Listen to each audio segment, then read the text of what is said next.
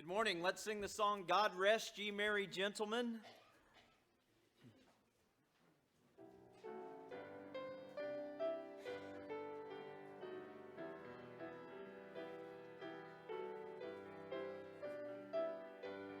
It's that snowy scene. We had to get it warmed up for you to get the words, but we got them right. Let's sing, God Rest Ye Merry Gentlemen.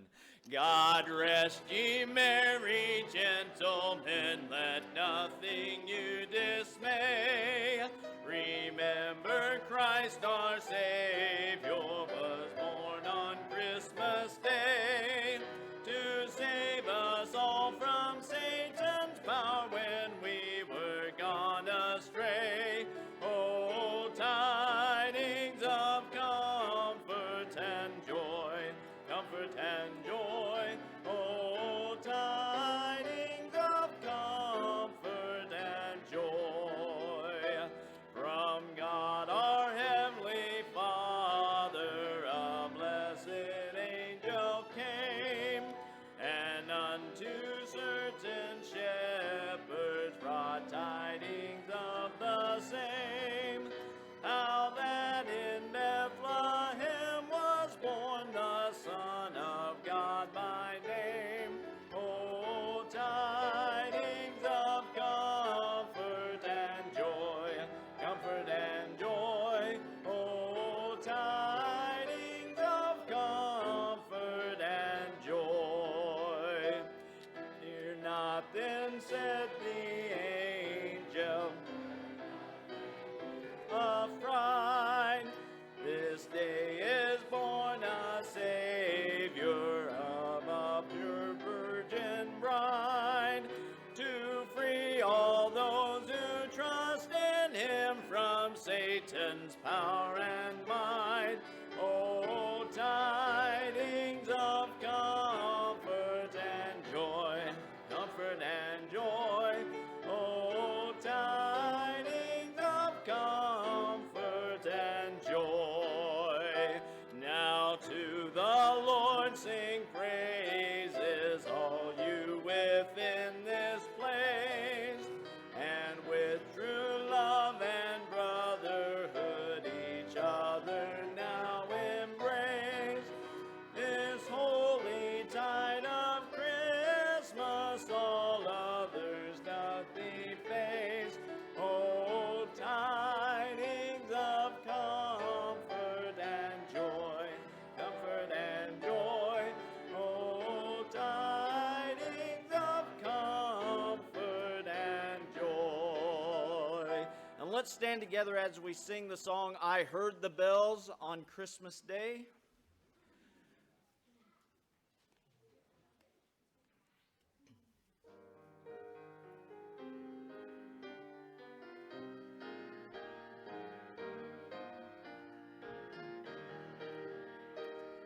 I heard the bells on Christmas Day, their old familiar carols play, and wild and sweet the words repeat of peace on earth, goodwill to men.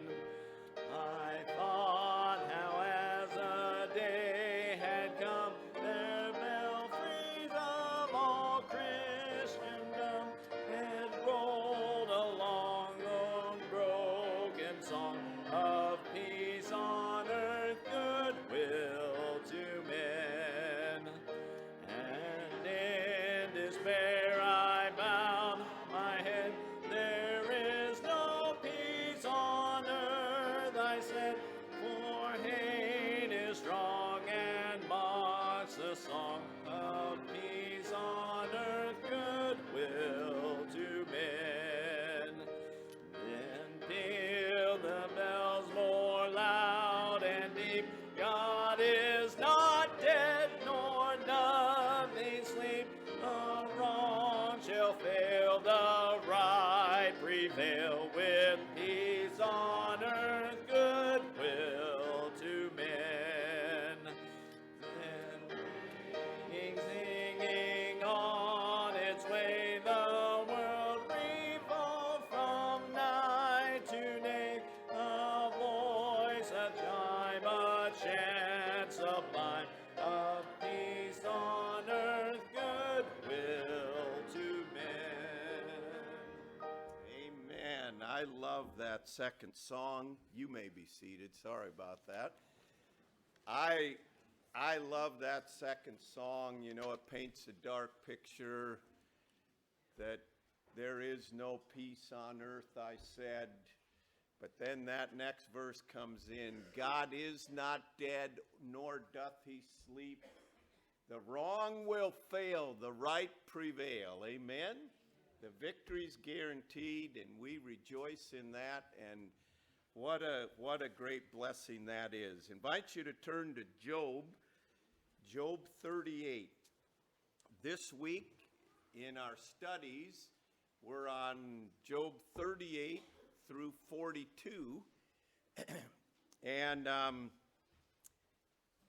our scripture reading will be a little bit different today. We're going to read some verses, and then we're going to kind of like skip a stone over some of these to get the main thought of it, and then read some verses at the end. But in Job 38, we find a drastic change in the book of Job. From the troubles of Job to the conflicted counsel of his friends, interspersed with Job's responses, and it can be somewhat confusing, and then it's like a ray of sunlight comes in the book of Job, and it begins in verse 38. Then the Lord answered Job. There's the ray of the sunlight. Then the Lord answered Job out of the whirlwind and said, "Who is this who darkens counsel by words without knowledge? Now prepare yourself like a man. I will question you, and you shall answer me. Where were you when I laid the foundations of the earth? Tell me, if you have understanding. Who determined its measurement? Surely you know. Or who stretched the line upon it? To what were its foundations fastened? Or who laid its cornerstone when the morning stars sang together and all the sons of God shouted for joy?" So, right away, God comes on the scene and he confronts Job, and immediately, picture yourself, you're being the one questioned by Job. And so he says, "Were you there when I laid the foundations of the earth? Who determined its measurements? Surely you know this, Job." But he doesn't stop there. In verse 8, he begins a discussion on the seas. He calls Job's attention to the seas. Are you the one that sets the wrapping around the sea to keep it in its place?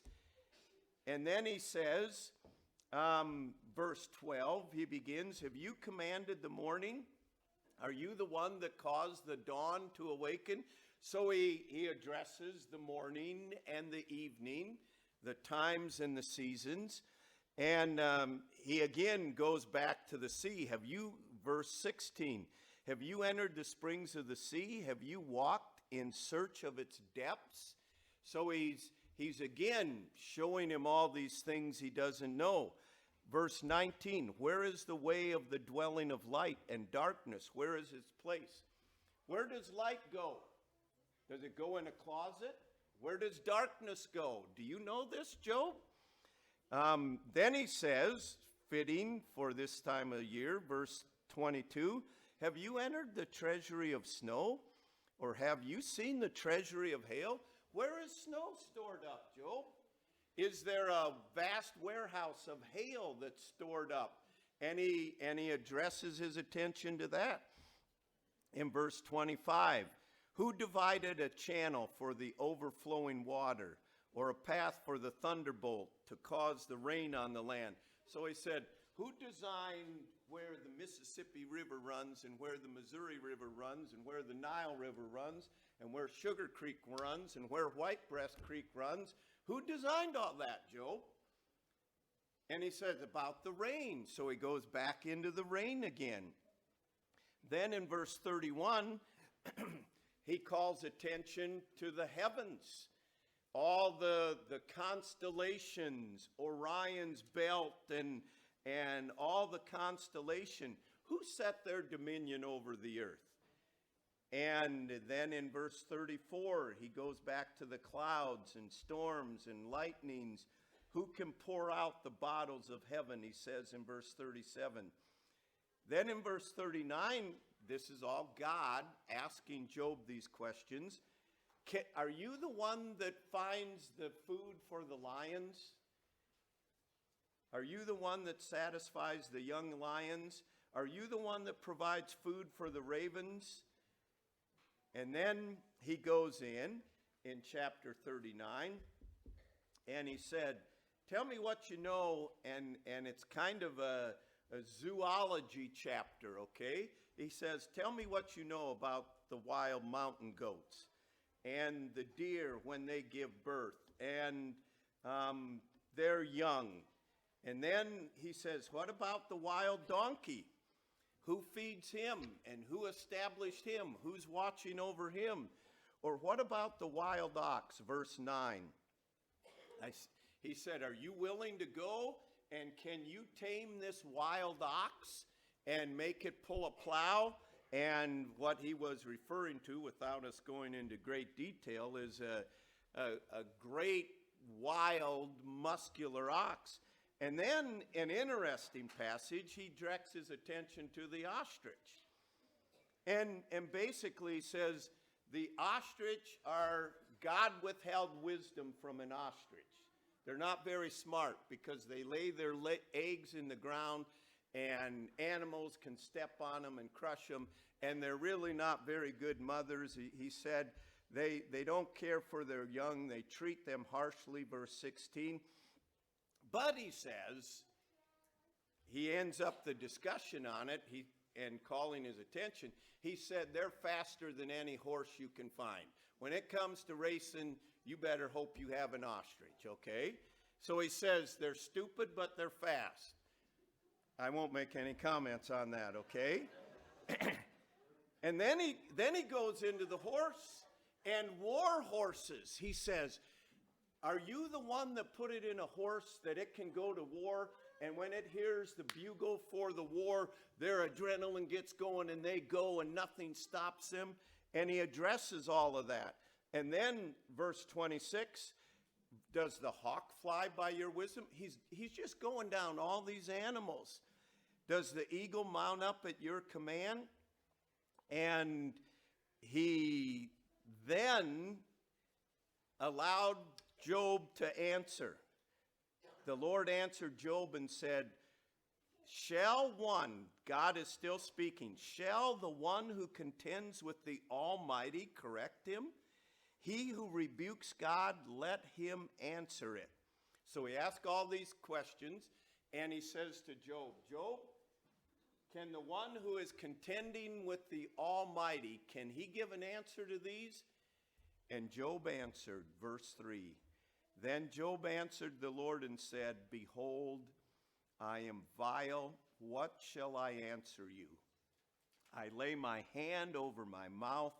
Once I have spoken, but I will not answer. Yes, twice, but I will proceed no further. So then God goes on. We're not going to go on and look at that at this time. But God gives a striking and a definitive speech to Job that leaves Job speechless. Well, and he wasn't totally speechless. He said, I am a vile person, but it left Job undone. And when we really begin to see God, we will have a response like Job. And I want you to think about the song that we're going to sing now, because what's the title of it again? Immortal, invisible, only wise God. And I want you to think, in light of what God gave to Job, and we're only partway through what he gave to Job, but to remind us how great a God we have as we're called to the characteristics of God in this song. It's hymn number 63 in your hymn books.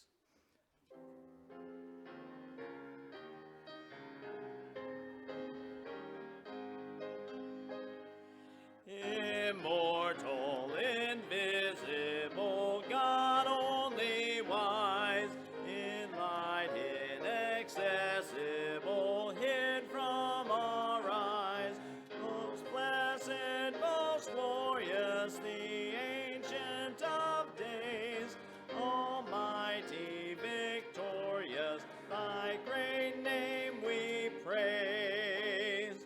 Unresting, unhasting, and silent as light, nor wanting, nor wasting, now ruleless in mind. Thy justice like mountains, high soaring above, thy clouds which are fountains of goodness and love. To all life thou givest, to both great and small. In all life thou livest, the true life of all. White blossom and flourish as leaves on the tree, and wither and perish, but not changeth thee. Great Father of glory, pure Father of light, thine angels adore thee, all veiling their side. All praise we would render, oh help us to see, 'tis only the splendor of light hideth thee. And let's sing number 410, 'Tis So Sweet to Trust in Jesus. Number 410 in your hymn books.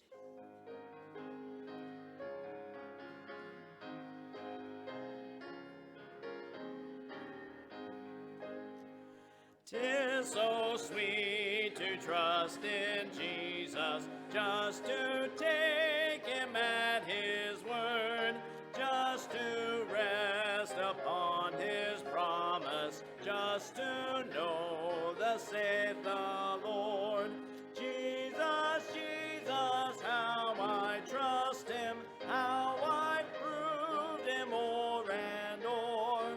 Jesus, Jesus, precious Jesus, oh, for grace to trust him more. Oh, how sweet to trust in Jesus, just to trust his cleansing blood, just in simple faith to plunge me 'neath the healing, cleansing flood. Jesus, Jesus, how I trust him, how I proved him o'er and o'er.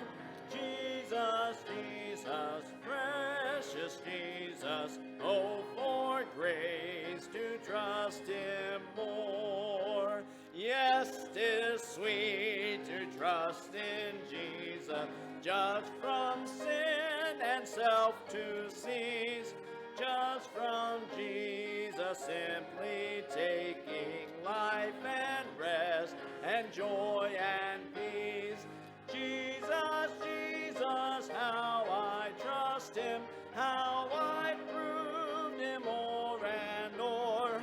Jesus, Jesus, precious Jesus, oh, for grace to trust him more. I'm so glad I learned to trust him, precious Jesus, Savior, friend, and I know that he is with me, will be with me to the end. Jesus, Jesus, how I trust him, how I proved him o'er and o'er.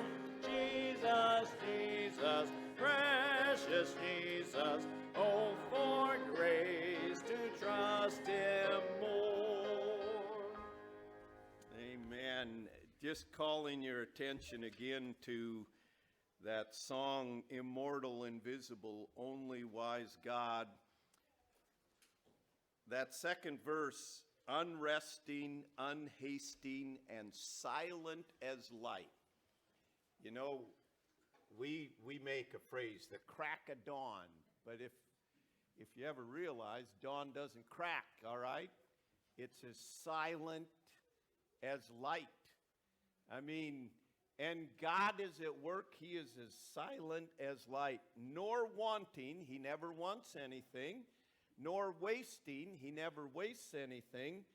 Thou rulest in might, thy justice like mountains high soaring above. We can't comprehend his justice. It ought to make us just stand in awe of him. Thy clouds which are fountains of goodness and love. To all life thou givest, to both great and small. In all life thou livest, and true life of all. We blossom, and I mean, all of that's pretty nice, but then he reminds us of the reality. We blossom and flourish as leaves on the tree, and the reality is we wither and perish, right?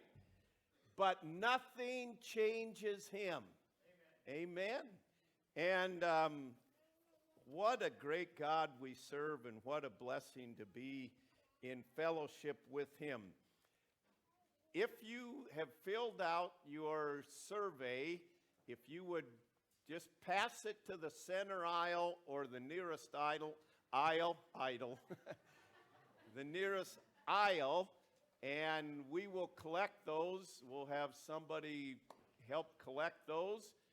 And if you have not filled it out, make sure that you fill it out, and on your way out, put it on the second shelf on that little table in the foyer. While they're collecting those, we want to review our memory verse, the key verse for the book of Job. So, Job 1:21. All right, we're making the font smaller and smaller so that you have to depend on your memory, all right? Okay, let's say it together. Job 1:21. Naked I came from my mother's womb, and naked shall I return there. The Lord gave, and the Lord has taken away. Blessed be the name of the Lord. Amen. That's good. I love hearing us saying the word of God together. That's a good thing. All right, invite you to turn to Job 38. Job 38. I have to say, I have really enjoyed the study in Job, and it has been challenging. I know there's times that we've been wading through the friends' counsel, and it's like, will we ever get out of this hole, so to speak? And you knew the end, so you knew eventually we would. But it is fascinating to me to see lessons that we've learned from this. And I have to say, I'm somewhat disappointed in our study guide that, to me, chapter 38 through 42 are the best part of the book, and we do it in 1 week. I'm thinking we could have at least spent 2 weeks, so I'm going to be preaching on it next week again, okay? Because there's just so much greatness there. And in case you haven't noticed, this will reveal how diligently you study. The study guide says this is Job 38 through Job 43. And when I opened the book and saw that, I thought Job had 42 chapters. And I know my mind is not what it used to be, but so I went to the book of Job, and it does have 42 chapters. So I don't know where this study guide is getting chapter 43, but we're just studying through 42 tonight in our lessons, okay? So When God finally speaks to Job, he does not give Job any answers to his questions. He does not apologize for his silence. God has been long silent through all this, and Job has been asking for answers. He's been asking for something from God, and God answered Job, and he immediately jumps in with reproof. But in his answer, he did not answer any of Job's questions. He did not apologize for his silence. He did not give a hint of what took place between God and Satan at the very beginning. He didn't give that detail to Job. We would have thought that would have been necessary. He didn't even acknowledge that Job had been through some deep struggles. I mean, God didn't come on the scene and say, Job, I know you've been struggling with these things here, and I understand you. He didn't even do that. When God finally speaks, he speaks with reproof. Job had gotten a bit independent and arrogant, defending himself, and when we get caught up in defending ourselves, if we do that too long, we will drift into independence and arrogance. And in Job 38 and verse 2, he's basically asking, why are you using your ignorance to deny my providence? He says, who is this that darkens counsel by words without knowledge? That's a pretty strong rebuke. You're making things darker by your words without knowledge. And then God responds to Job's questions with questions. And God's questions, 77, some have said. I didn't take the time to count them. We know there's at least 66 questions. But God responds with, let's just say, 66 questions that he brings to Job.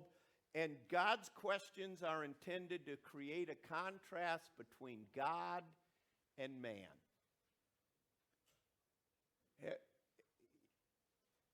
If you think back to your days in school, and the teacher asks a question, and maybe you caught yourself daydreaming, or maybe you just had no clue what it was. And she's scanning the classroom, and what was your reaction in that?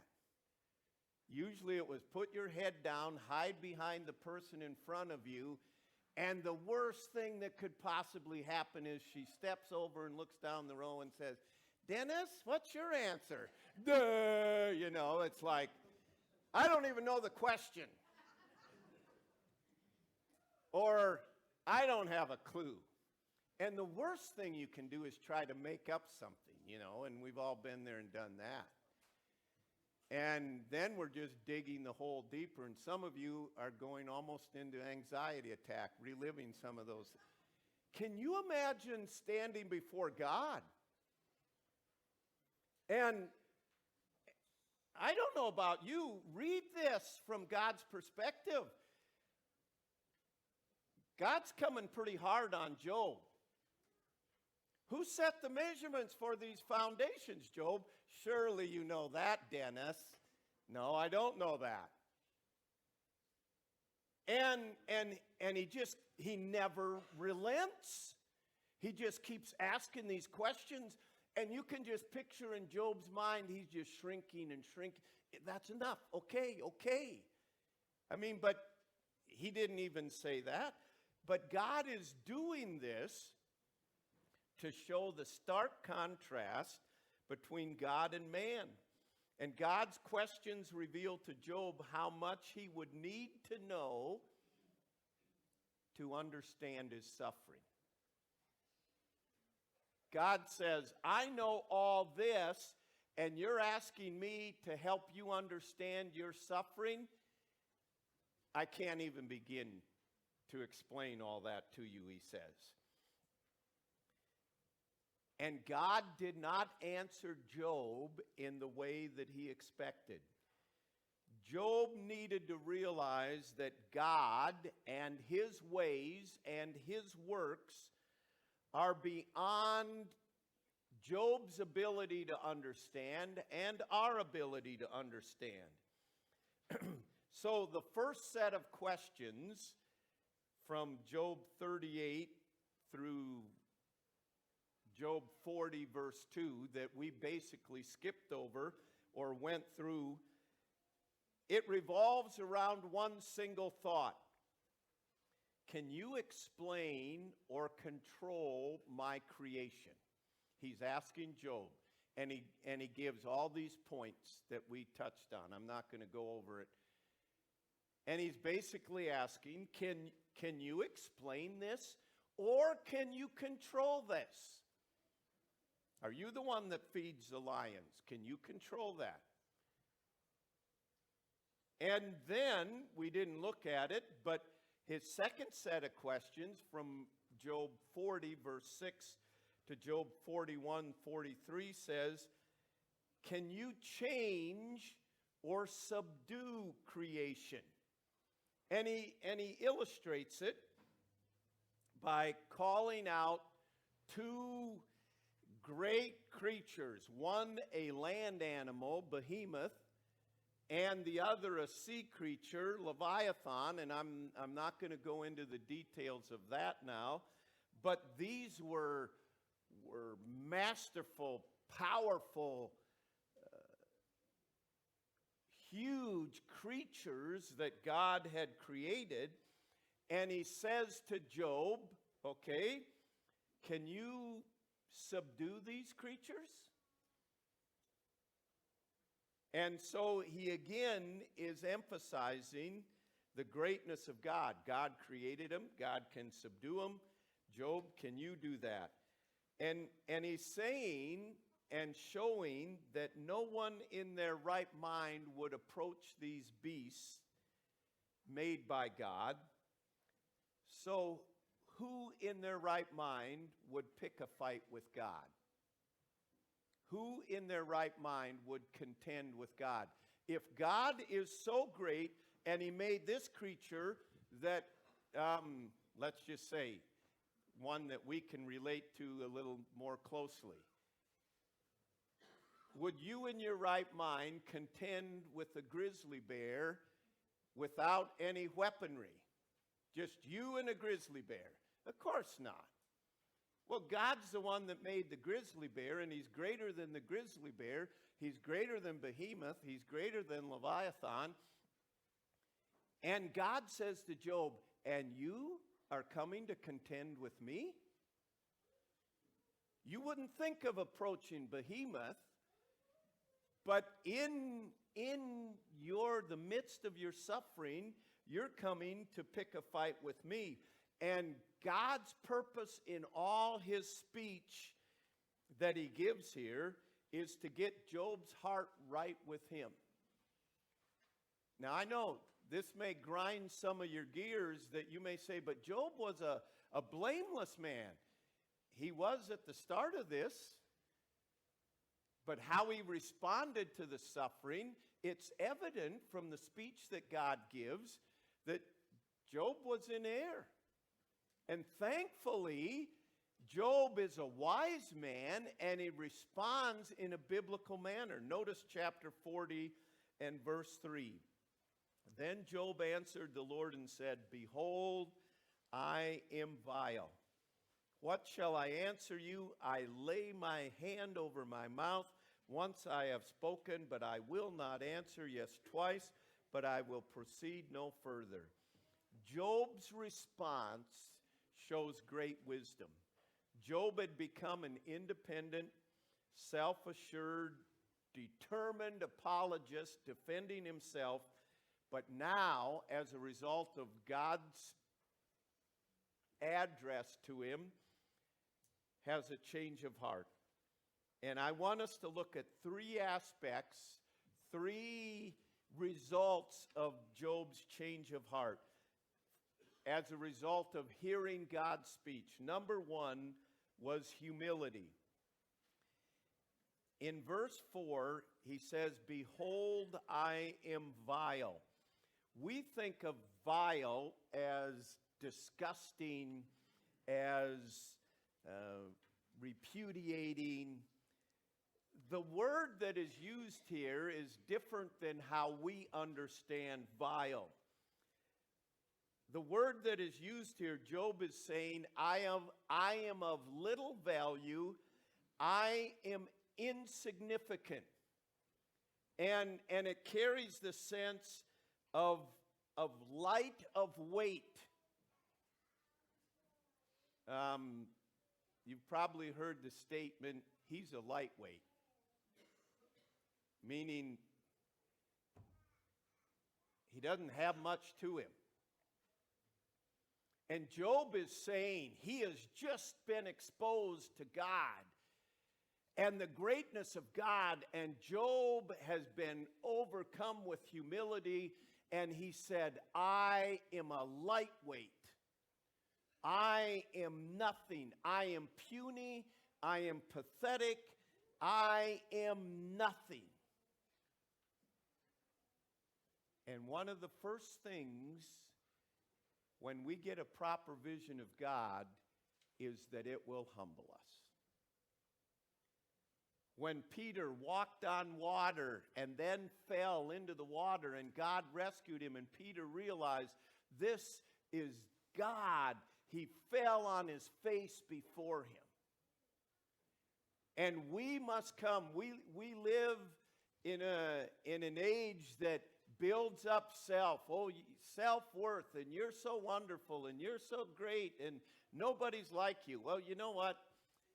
We're born with that attitude. We're all self-centered. Someone mentioned the other day, to show how self-centered we are, when you see a picture that you're in, who's the first person you look at? Right? You look at yourself. And we elevate self, but when we come to understand God, it is very humbling to us. We understand I am a lightweight. I am a welterweight. I mean, that's the little guys. You know what I'm saying? I've always been a lightweight. I wrestled in high school. I weighed 89 pounds my freshman year. And I'm wrestling guys 98 pounds. You know, God had that for me for a purpose. He's trying to drill into my head, you're a lightweight, you're a lightweight, and I embrace it. I'm not talking about weight. I'm talking about I am nothing compared to God. And you know what? We get like Job. I haven't sinned. I'm this. I'm that. I'm this. I'm an American. We deserve this. I'm better than that lazy bum that lives down the road from me. We're all lightweights. We're all puny. We're all nothing. I mean, we think we can do these things. We think we can do all this. God could turn anything loose on us, and he'd show us we have no control over anything. And mark this down, things happen in our life to humble us. Because God resists the proud, but he gives grace to the humble. And the whole aging process is a process of humbling. That you can't do what you used to be able to do. That when you try to do what you used to be able to do, you realize you can't, and not only that, you're sore and miserable and pay for it down the road. But life is a process of knocking out from under us are legs of self-sufficiency and self-worth, that I'm somebody special. You know, all of life is that way. I mean, we are insignificant. We are little weights. I mean, we might develop a name in our neighborhood or in our community. You know what I mean? But take a big look. We're in southern Iowa. What is it in the grand scope of the United States, let alone the world? So the richest, most successful person in, let's just say, all of Iowa, what is he compared to everybody else? Well, let's move up a notch. You go to Bill Gates or Jeff Bezos or Warren Buffett. All of us together would be nothing compared to them. But you know what? They are insignificant. They are nothing when you bring God in the picture. And so it's important for us to realize, as Job did, I am of little value in comparison to God. I am valuable to God, but I am insignificant. When you stand God up and stand me up, I am insignificant. Then we find in Job a spirit of submission. He said, "What shall I answer you? I will lay my hand over my mouth. Once I have spoken, but I will not answer. Yes, twice, but I will proceed no further." He submits himself to God. He understands God's ways are higher than my ways. So whatever he allows, I will bow in submission before him. Since God is in full control, however he directs my steps, I will follow in obedience. Said, since God has answers I lack, whenever he speaks, I will listen. But no, we would rather talk than listen. We by nature would rather resist than obey. We would rather be in charge than to submit. That's our nature. That's our nature. We're against God. God is supreme. He is the authority over all. And yet we often and consistently in our life resist his authority. It's important for us to realize that because he is the authority, we must submit to it. On the back of the bulletin is a poem that was written by a Puritan. And it really sums up this. When thou wouldest guide me, I control myself. When thou wouldest be sovereign, I rule myself. When thou wouldest take care of me, I take care of myself. When I should depend on your providing, I supply myself. When I should submit to your providence, I follow my will. When I should study love, honor, and trust thee, I serve myself. I fault and correct thy laws to suit myself instead of thee. I look to man's approbation and am by nature an idolater. Lord, it is my chief design to bring my heart back to thee. So he paints the picture of what we are. Then he says, but God, I want to bring my heart back to you. Convince me that I cannot be my own God or make myself happy, nor my own Christ to restore my joy, nor my own spirit to teach, guide, and rule me. Help me to see that grace does this by providential affliction. Notice this, by providential affliction, grace accomplishes this. For when my credit is God, thou dost cast me lower. When riches are my idol, thou dost wing them away. When pleasure is my all, thou dost turn it into bitterness. Take away my roving eye, curious ear, greedy appetite, lustful heart.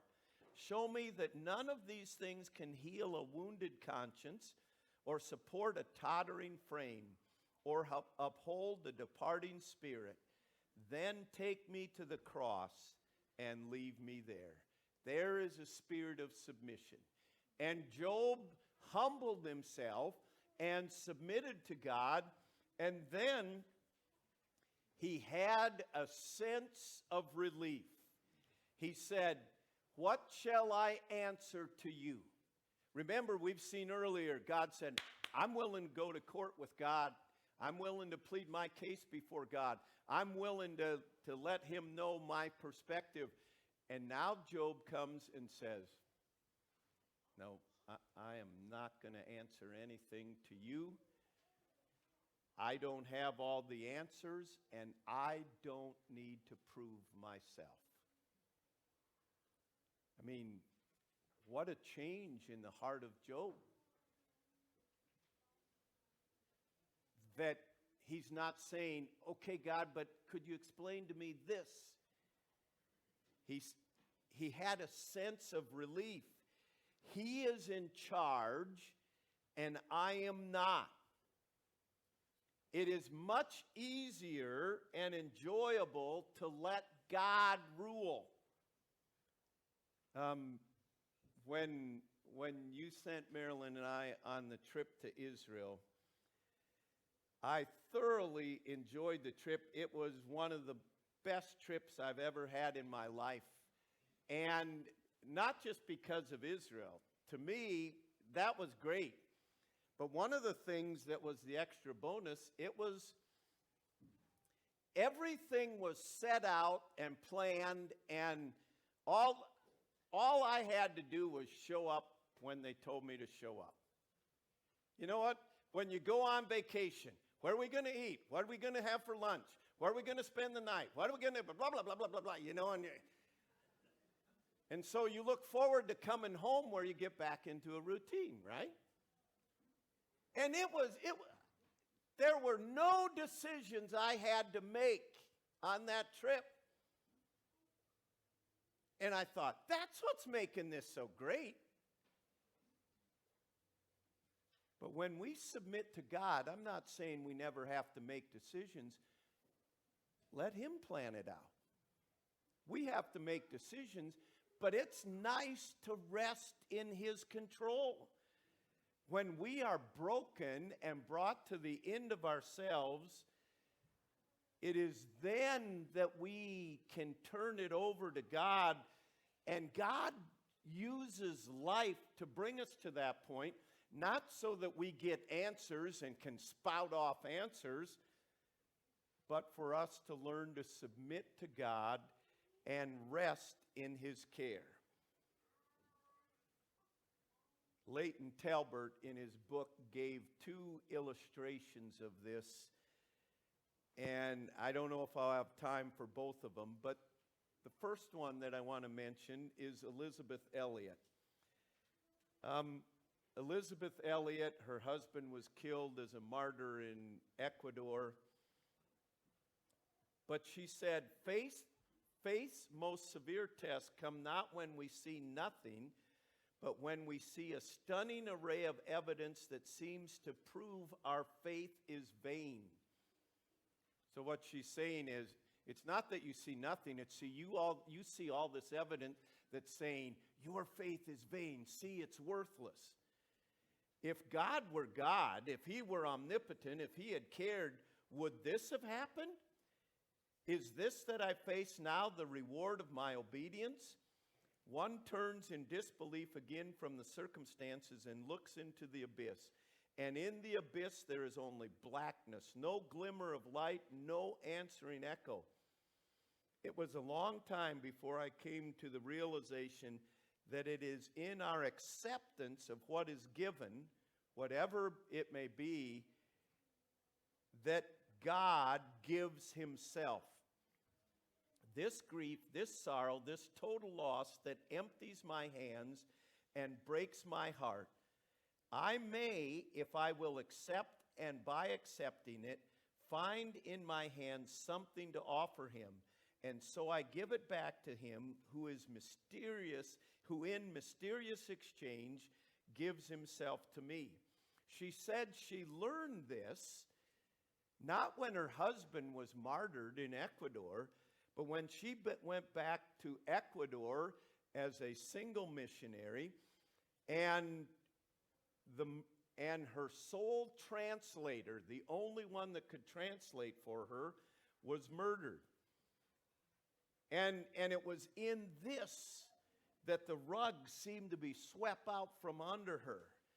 There were no rugs left, she said, to occupy my mind, nothing to distract.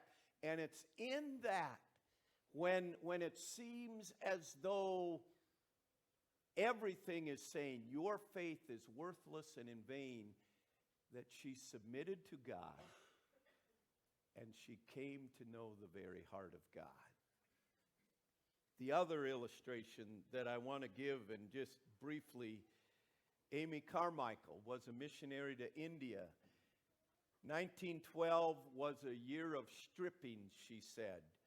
The power allotted to the enemy seemed at times far beyond the limits of the love of God. The first blow came when her spiritual mentor and mother in India passed away. 4 days after, Lula, a precious convert saved out of the unspeaking horrors as a temple girl, also died. Just 1 week later came the masterstroke, the death of the stalwart fellow missionary Thomas Walker.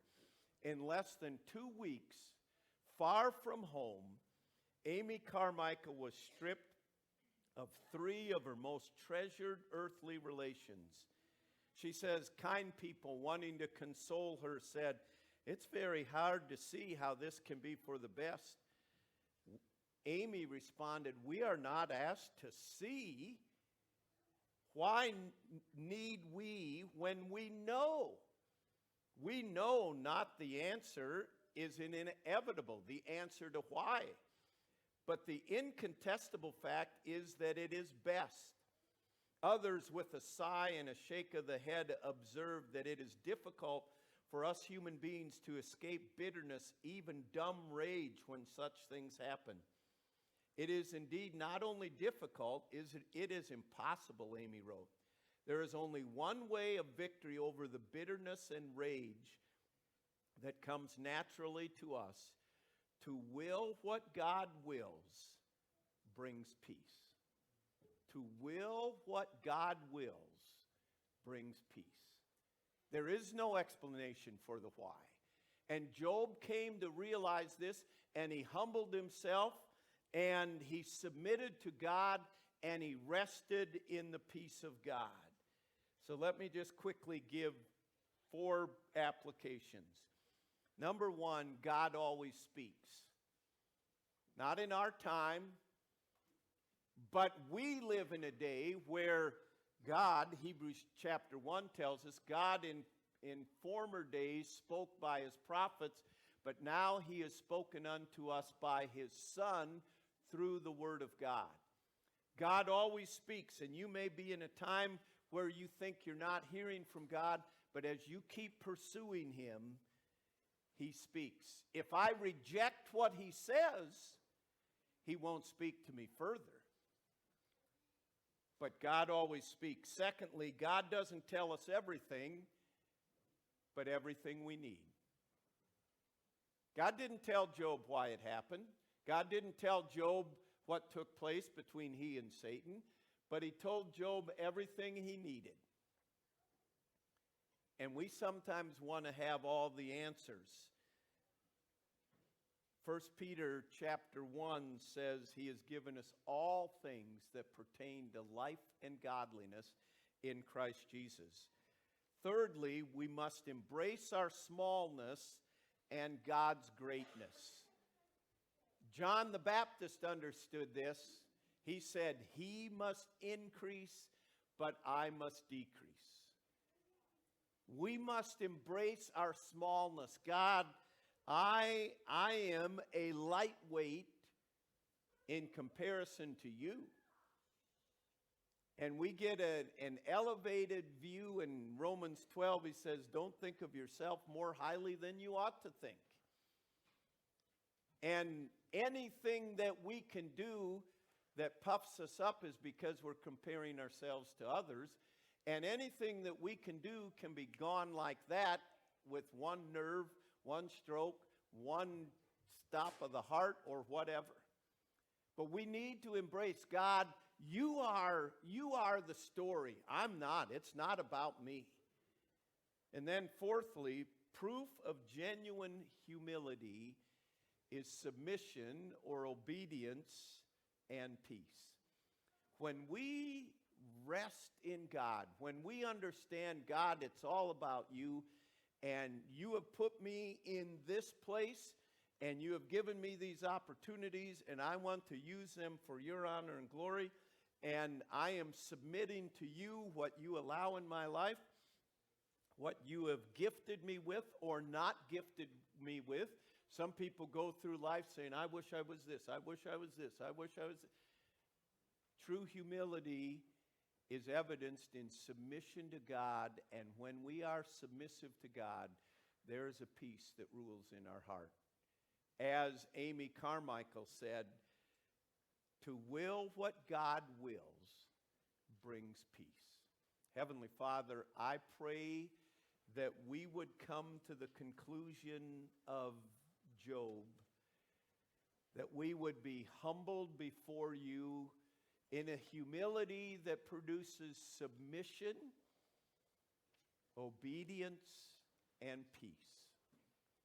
And Lord, I pray if there are individuals here today that have never humbled themselves to the point of saying, I am a sinner and cannot forgive my sins, I need Jesus Christ's forgiveness. Lord, I pray today that they would humble themselves and come to you and know the peace of sins forgiven. Lord, I pray for individuals today that perhaps have struggled maybe for years to events that have happened in their life. And Lord, although we don't know why or how, Lord, may we submit to you and allow your grace to minister in our lives, and may we know the peace that only you can give, that we could show forth the glory of you. So, Lord, you know in our own hearts how hard it is for us to lay down our rebel arms, how hard it is for us to let go of control that we think we have, but we don't really have. You know how hard it is for us to submit. And yet, Lord, I pray whatever area of lives that your Spirit is touching even now, I pray that we would say, have thine own way, Lord, have thine own way. May there be great joy in your heart through our submission to you today. We pray in Jesus' name with thanksgiving. Amen. Let's